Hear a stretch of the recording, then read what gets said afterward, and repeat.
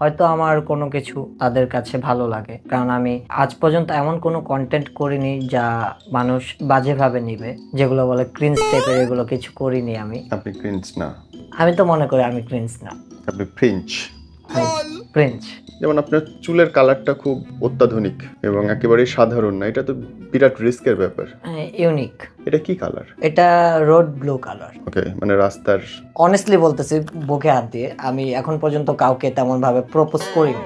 কেমন যতগুলো প্রপোজাল পেয়েছি সবই সিনিয়র আপুরা আমাকে প্রপোজ করেছে। গান শুনতেছেন আর কথা বলতেছেন? না, এখন of in total. In total of? তাহলে ইন টোটাল খুলে রাখি না একটু। ওকে। এই যে বড় আপু আপনারে ভালোবাসে, এতগুলা বড় আপু আপনারে ভালোবাসে, কেন ভালোবাসে কন্তবোদ্ধা? জানি না তো, কিন্তু এতগুলো বড় আপু আমাকে ভালোবাসলো, আমি তো একজনকে ভালোবাসছিলাম, আমি তো এতগুলো বড় আপুকে আপনি ভালোবাসি। শুধু লাভলি আপুকে, কি নাম, নপুরে ভালোবাসছিলেন? বাহ। আমি ছোটখাটো একটা কাব্য বলতে চাই ভাইয়া, যদি আপনি পারমিশন দেন। এরশাদ। তোমাকে ভালোবেসেছি কিন্তু কোনো স্বার্থ নিয়ে ভালোবাসিনি, তোমাকে ভালোবেসেছি কিন্তু কোনো স্বার্থ নিয়ে আমি তোমাকে ভালোবাসিনি। আমি কবি নই, তবু কাব্যের ভাষায় বলতে চাই, আকাশকে ভালোবাসি কিন্তু ছুঁয়ে দেখতে পারিনি। তুমিও তো আকাশের মতো একজন, তোমাকে হাজার চেষ্টা করার পরেও ধরে রাখতে পারিনি। বাহ বাহ বাহ। আপনি বলছেন আপনি হচ্ছে প্রিন্স মামুনের ভাই ব্রাদার লোক।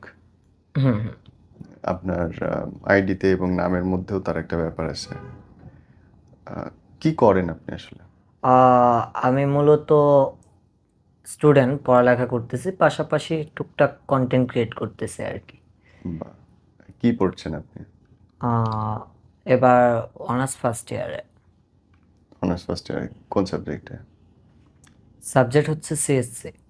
বাহ। কোন university? United international university, UIU. UIU. এটার ক্যাম্পাস কোথায়?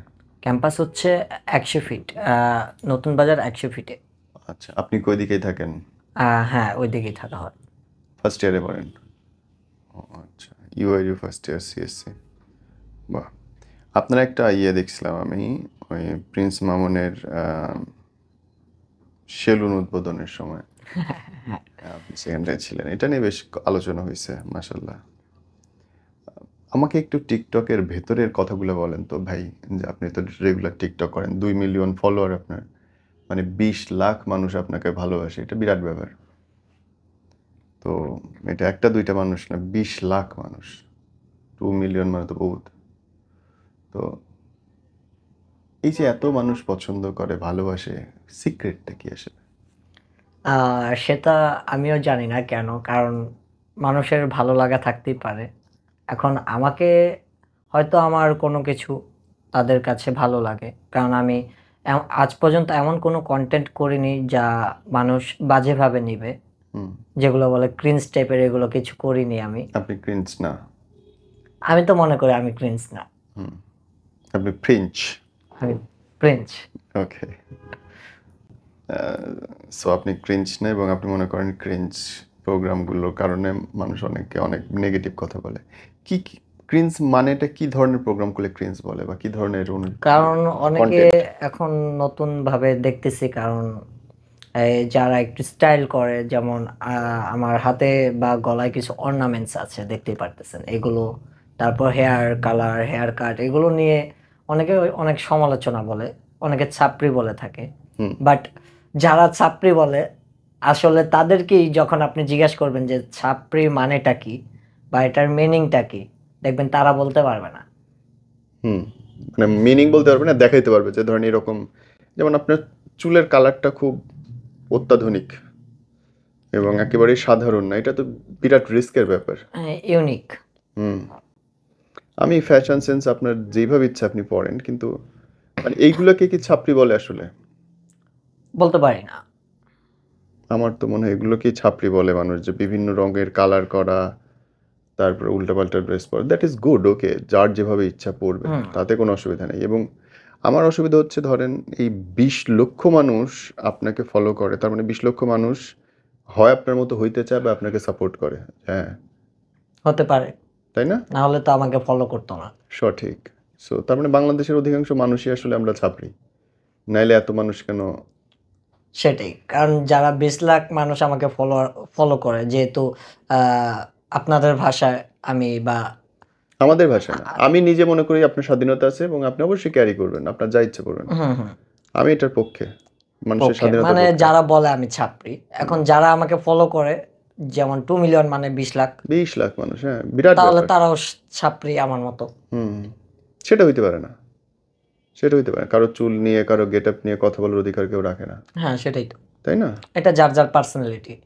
কিন্তু আমাকে আপনি বলেন তো, কেন আপনি এই, এটা কি কালার? এটা road blue colour. Road blue, okay, মানে রাস্তার না, নীল। রোডস ব্লু মানে ব্লু আর মিক্সিং করা আর কি, কি মিক্সিং করা? ব্লু আর টিয়া colour mixing, green colour. Blue আর টিয়া মিক্স করা। এই কালার করার কথা কে উঠাইলো মাথায়? এটা আমার খুব কাছেরই ক্লোজ বাই ব্রাদার, সেও এবার নতুন সেলুন দিছে, ওর সেলুন থেকেই আমি করছি আর কি। সব বিডি ইমরান বিডি ইমরান, হ্যাঁ, এসছিলেন আমার এখানে। আইকনিক সেলুন দিয়েছে। খুবই ভালো ছেলে, সে তো পুরো মাদ্রাস টাদ্রাস অনেক কিছুতে দেখি জড়িত। হুম, তারপর এক কথায় সে বাংলাদেশের মানবতার ফেরিওয়ালা বলা হয়। বাহ। এই যে আপনি এই চুলের কালার যখন করলেন, বাড়িতে মারে নাই? না, আমি ছোটবেলা থেকেই মানে যেটা সত্য, মানে আমি নাকি মারে না, ভয়ে যে মইরা যায় এর দুনি শরীর? কারণ আমার যে কন্ডিশন হতেও পারে না, আমার বাবা মা আমাকে অত্যন্ত ভালোবাসে, আমার ফ্যামিলি সবাই আমাকে খুব ভালোবাসে, ওকে, তাদের খুব আদরের ছেলে আমি। আদরে বাদর হওয়া। আদরে বাদর। কালার দেখে কিছু কয় নাই, না, সিরিয়াসলি? আমার নিকনেমই বাদর। ওকে, তাইলে আর কি করার আছে? ওকে, গেল। আমি না কনফিউজ আসলে, বুঝছেন? মানে আমি আপনার আপনাকে দেখে আপনার সাথে বসার পরে আমি বুঝতে পারছি না আমার আসলে কি জিজ্ঞেস করা উচিত। আমার অনেক কিউরিসিটি কি ধরেন, টিকটক সারা দুনিয়াতে এখন 1 নাম্বার প্ল্যাটফর্ম, এবং এই 1 নাম্বার প্ল্যাটফর্মে আসলে আমরা নিজেদের রিয়ালিটিটাই তো দেখি, যে আমি যে এরকম, আমি সেরকম মানুষদেরকে ফলো করি, সেরকম হইতে চাই, তাদেরকে সাপোর্ট করি। না, আমাদের দেশ বেশ মুক্ত মনে হচ্ছে, এগিয়ে যাচ্ছে, ব্যাপারটা বেশ ভালো। যে আগে তো একটু বড় চুল হইলেই মানুষ মারতো, এখন আমরা চুলের কালার, কি কি কালার এটা, রোডস ব্লু। রোডস ব্লু করলেও মা বাবা কিছু কয় না। এবং সিএসসিতে ফার্স্ট ইয়ারে পড়লেও কিছু বল না। Very good. আপনার তো প্রেমও ছিল এর মধ্যে, শুনছিলাম। হ্যাঁ, বেশ টিকটকে বেশ আলোচিতও ছিল। ব্যাপারটা কি বলেন তো, কেমনে হইলো, আর ব্রেকআপ কেমনে কি হইলো? অ্যাকচুয়ালি এটা স্যাড একটা স্টোরি, আমি মনে করি আমার জন্য স্যাড, বাট অবশ্যই। আমার এই রিলেশন প্লাস ব্রেকআপ দুইটাই আমাকে আমার পজিশন চিনিয়ে দিয়েছে, আমাকে বুঝিয়ে দিয়েছে যে আমি যার সাথে মানে আমার একটা সম্পর্ক ছিল বা রিলেশন যেটাই বলি না কেন, ওর সাথে আমার ফার্স্ট দেখা হয়, ও কিন্তু সম্পর্কে আমার সিনিয়র। হ্যাঁ, হ্যাঁ, আমার সিনিয়র। আপনার চেয়ে বয়সে বড়? হ্যাঁ, আমার থেকে 2 বছরের বড়। মানে এটা কি মামুন ভাইয়ের ইন্সপিরেশন? বলতে পারি না, তাই তো মনে হচ্ছে। কারণ আমার থেকে 2 বছরের বড়। মামুন ভাই বড়দের সাথে প্রেম বিয়ে করলো, আপনিও বড়দের সাথে প্রেম বিয়ে। আমি খুব জানি ভালো। না, অনেকে আমাকে বলে সিনিয়র ক্রাশ, কারণ সত্য কথা বলতে আজ পর্যন্ত আহ, আমি অনেস্টলি বলতেছি বুকে হাত দিয়ে, আমি এখন পর্যন্ত কাউকে তেমন ভাবে প্রপোজ করিনি। কেমন ভাবে? যতগুলো প্রপোজাল পেয়েছি সবই সিনিয়র আপুরা আমাকে প্রপোজ করেছে। আপনাকে প্রপোজ করছে সিনিয়র আপুরা? হ্যাঁ, বেশিরভাগ সিনিয়র জুনিয়র বাট সিনিয়র বেশি করেছে আর কি। বেশি করছে মানে কতগুলা? অনেকগুলোই প্রপোজাল পেয়েছি, আমি প্লাস বুঝি মাইনাস, না। হুম, যোগ বিয়োগ কতগুলা? এগুলো তো আর হিসাব করি না, তাও হিসাবের বাইরে। হিসাবের বাইরে? এত এত মেয়ে আপনাকে ভালোবাসা এখন ওরে বাপ রে, কই আর গেছে? আরেকটা সিক্রেট আছে, বলেন। এটা বলাটা ঠিক হবে কিনা জানি না। আমি কন্যা রাশি। এটা সিক্রেট কেন? এটা তো সিক্রেটই, কেন? কারণ কেউ তো কারো রাশি সেভাবে কাউকে বলে না বা কেউ জিজ্ঞাসা করে না, আমি নিজে থেকেই বললাম এটা সিক্রেট না, আমি তো কন্যা রাশি। এখন এই সিক্রেটটাই তো মানুষ পাবলিক যদি জানে তাহলে সমস্যা না? কেন, কি সমস্যা? সমস্যা হতে পারে যে কন্যা রাশি, ওর পিছনে অনেক মেয়েরা ঘোরাফেরা করে। হ্যাঁ, এখন তো আমি বলেই দিলাম, কারণ যারা এই ভিডিওগুলো দেখতেছে হয়তো অনেক মেয়ের বাবা মা হতে পারে, হ্যাঁ, তারা যদি এই ভিডিওটা, আমার এই ভিডিওটা দেখে, তাহলে তাদের আমার থেকে আর কি তাদের মেয়েকে তো সাবধান করতে পারে, তাই না? রাইট, এতে সাবধান করতে দেয়া যাবে না। নাহলে আমি প্রপোজাল পাবো কিভাবে? সঠিক, প্রপোজাল তো পাইতে হবে। কি বলে প্রপোজ করে সিনিয়ররা? অনেকে অনেক কিছুই বলে। আপনার কানের মধ্যে কি? এটা এয়ারবাডস। গান শুনতেছেন আর কথা বলতেছেন? না, এখন of in total. In total of? তাহলে ইন টোটাল খুলে রাখি না একটু? ওকে। ওকে, একটাই ছিল ঢুকানো, আরেকটা হাতে। ও, আর নাকি আপনি স্টাইলের জন্য পড়ছেন? পড়েন, অসুবিধা নেই। না না, এটা এমনি আমি শুনতেছিলাম কিছু। ও ঠিক আছে, হ্যাঁ। কেমনে প্রপোজ করে সেটা বলছেন? প্রপোজ তো অনেকে অনেক ভাষায় করে থাকে। আপনাকে কিভাবে কিভাবে করছে সিনিয়ররা?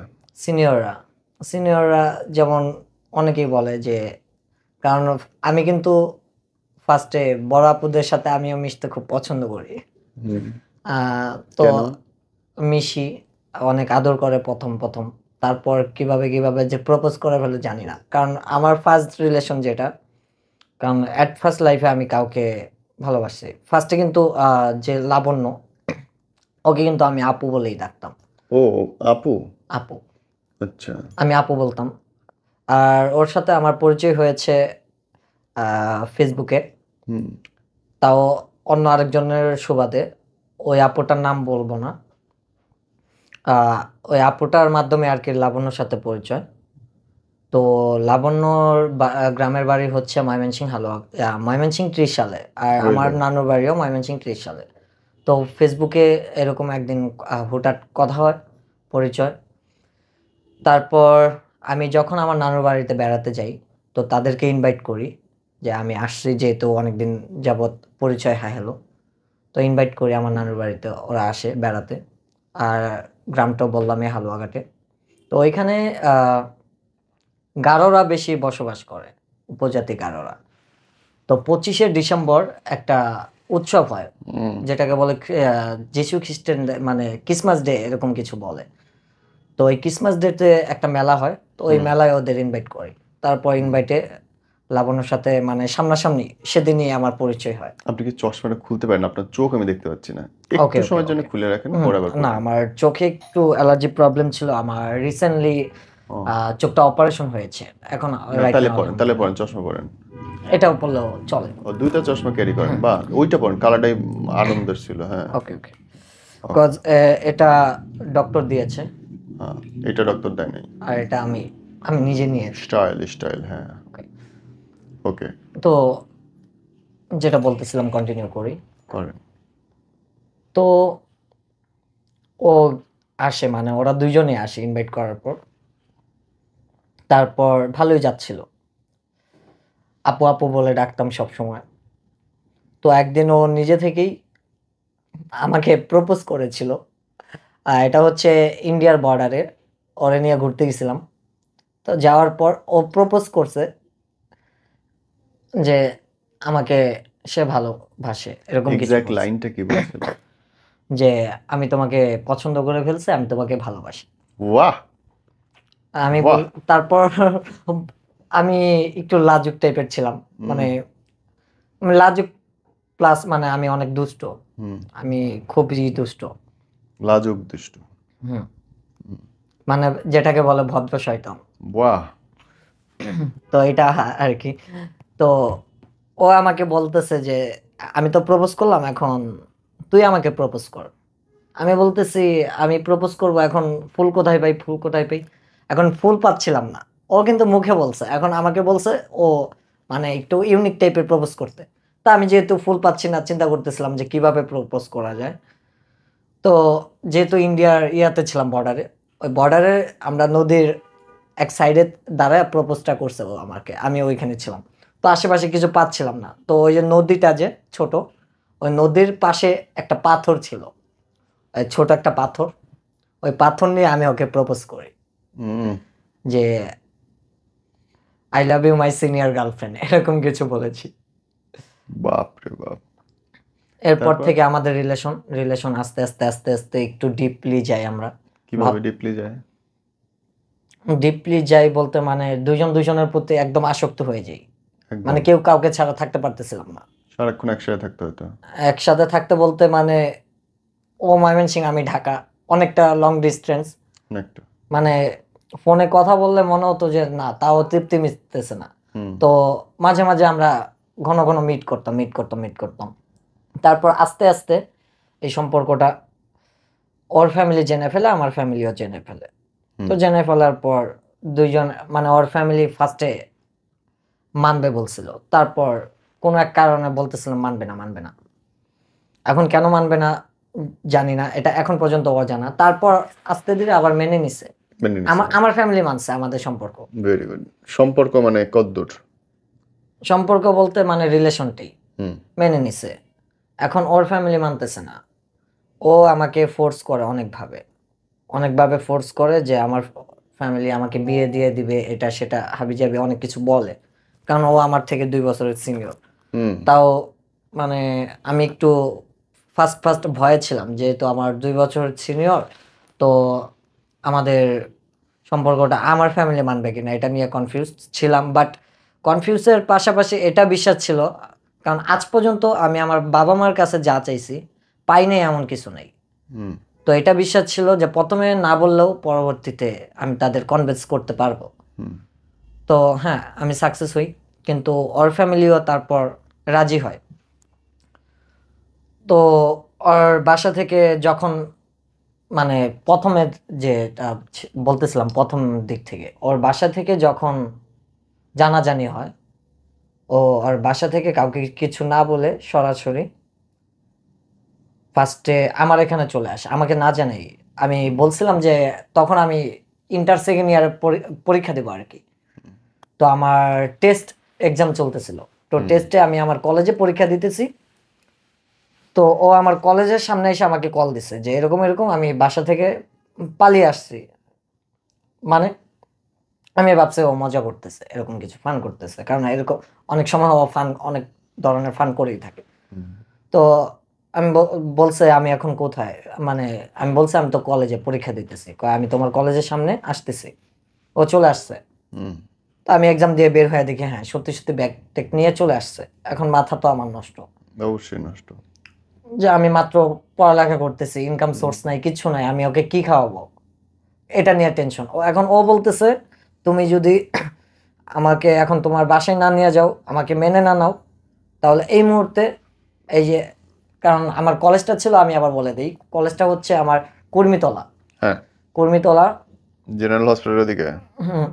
হ্যাঁ, অপোজিটে। তো রেল লাইন ওইখানে আছে। তো আমাকে বলতেছে তুমি যদি এখন আমাকে মেনে না নাও, এই যে রেল লাইন, ট্রেন আসলে আমি আরে বাপ রে, ট্রেনের নিচে পড়বো, না হলে গাড়িতে ঝাঁপ দিব। বিরাট তো এরকম কিছু কথা, মানে আমাকে দেখেই হয়তো বুঝতেছেন আমার এজটা কত। আর এখনো আমি ম্যাচুরিটি ভাব আসলেও আমি মনে করি না আমি ম্যাচিউর, কারণ আমার ফ্যামিলি এখনো বলেনি যে আমি, আমার মধ্যে ম্যাচুরিটি আপনার ফ্যামিলি বললে তারপরে মানবেন। আসছে। তো তখন আমার যেটা বর্তমান জেনারেশনের একটা ভাইরাল ডায়লগ আছে না, কি যে আমার তখন আমার আবেগে কাজ করেছিল, বিবেক কাজ করেনি। এই সেম ঘটনাটা আমার তখন আবেগে কাজ করছে, বিবেকটা কাজ করেনি। তো ওকে আমি তারপর ওর কথায় রাজি হই। এখন মনে মনে তো আমার একটা ভয় যে বাসায় যাচ্ছি কি করব। তারপর আমার আম্মু আমার লাইফের বেস্ট ফ্রেন্ড। তো আমি আমার আম্মুর সাথে বিষয়টা শেয়ার করি। এখন আম্মু ভাবতেছে মজা করতেছে, কারণ আমি কলেজ থেকে গেছি কলেজে সুস্থ মতো, এখন এসব উল্টাপাল্টা কথা আসার বলতেছি। সময় অসুস্থ মতো বউ নিয়ে চলে আসলেন? না, বউ নিয়ে না। উনি তখন কোথায়? আম্মু বাসায় ছিল। মহিলা কই তখন? আপনার গার্লফ্রেন্ড কই? আমার সাথে ছিল। আপনি তখন বাসায় যান নাই? না না না, রাস্তায় ফোনেই যে এরকম এরকম লাবণ্য তো চলে আসছে, কি করব, যে যেদিক দিয়ে আসছে সেদিক দিয়ে যেতে বলো, আমি বাসে নিয়ে আসিস না তো, তোরা বাবা ঝামেলা করবে, এটা সেটা বলছে। তখন আমি ওরা বোঝানোর চেষ্টা করি, না না না না না, ও মানবেই না কোনোভাবেই না, মানে এক কথাই না, মেয়ে মানুষ তো বুঝেনি, এক কথাই না, যেটা বলছে ওইটাই। আমি কেন, আমার বাপও বুঝে না আমি না, আর ও সিনিয়র, পাশাপাশি ও আমার শাসন করতো, আর ওর জেদটাই আমার প্রাধান্য ছিল। আর বললাম না, আমি খুব ওর সাথে যখন ডিপলি চলে গেছি, মানে ও যেটা বলতো ওইটাই একদম, ও যা বলতো আমার সেটাই আমি করতাম একদম।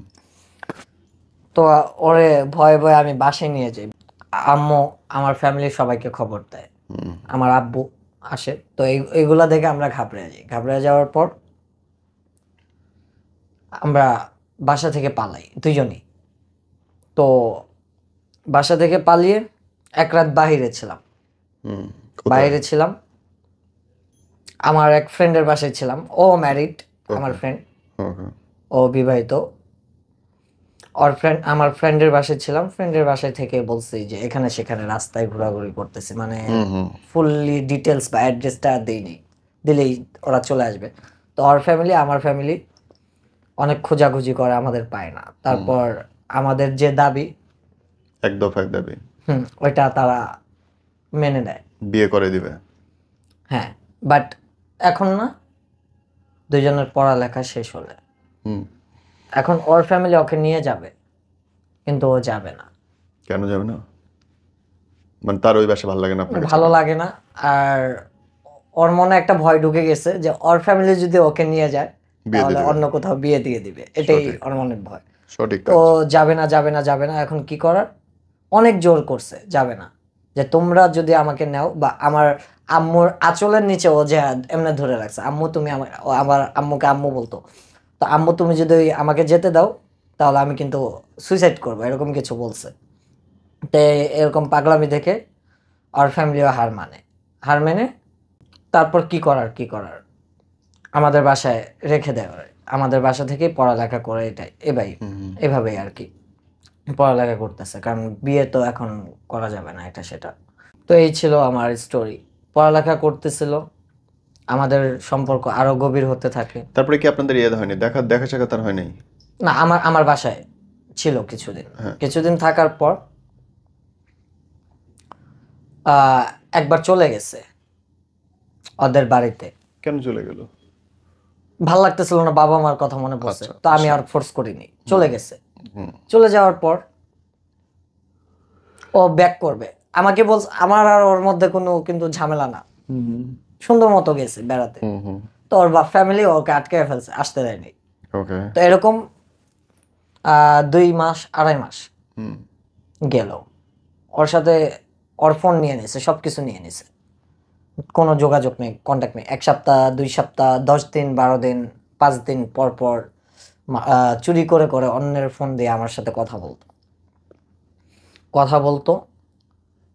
তো একদিন একটা প্ল্যান করি আমরা দুইজন, যে তুমি এরকম ভাব দেখাও যে তুমি আমাকে ঘৃণা করো, মানে রনি তোমার কাছে একটা বিষাক্ত, এখন তুমি তাকে দেখতেই পারো না, এরকম ভাব দেখে তোমার ফ্যামিলির সাথে যতটা সম্ভব তুমি তাদেরকে সময় দেওয়ার চেষ্টা করো, তাহলে তারা তোমাকে সন্দেহ করবে না। তো ও আমার কথা অনুযায়ী কাজগুলো করে। ঠিক তার 1 সপ্তাহ বা 10 দিন পর এভাবে বলছি যে তুমি তাদেরকে বলো যে তুমি একটা জব করবা, নিজের পায়ে স্টাবলিশ হবা, দাঁড়াবা। তো তুমি বলো যে এরকম একটা জায়গায় তোমাকে ডেকেছে, তারা তোমার সাথে কথা বলতে চায়, এটা বলে তুমি বাসা থেকে বের হয়ে যাবা। তোমার কিছু আনতে হবে না, জাস্ট তুমি এক কাপড়ে। তখন কি আপনি চাকরি বাকরি করেন কিছু?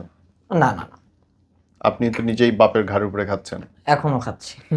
তখন আবার আরেকজনের নিয়ে আসার সাহস দেখালেন, আপনি তো মহাপুরুষ। আপনি মহাপুরুষ নাকি জানি না, কিন্তু লজ্জা করে নাই?